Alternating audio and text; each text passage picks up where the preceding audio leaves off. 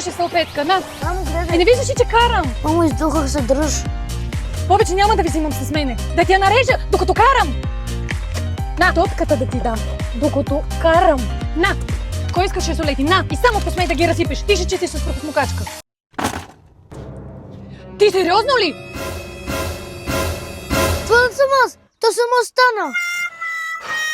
И какво ще правя сега? Мамо, не се притеснявай. Сега имаме повод да отидем в детайлинг студия в Signature. Нали? В детайлинг студиото не просто ще ви почистят колата.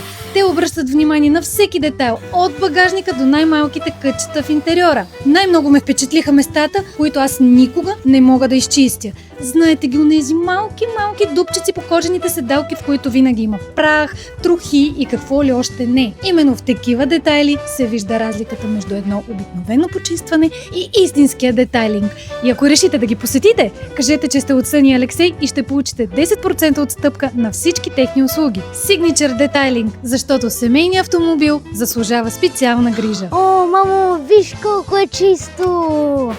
Дай ми сега солети и зрънчо.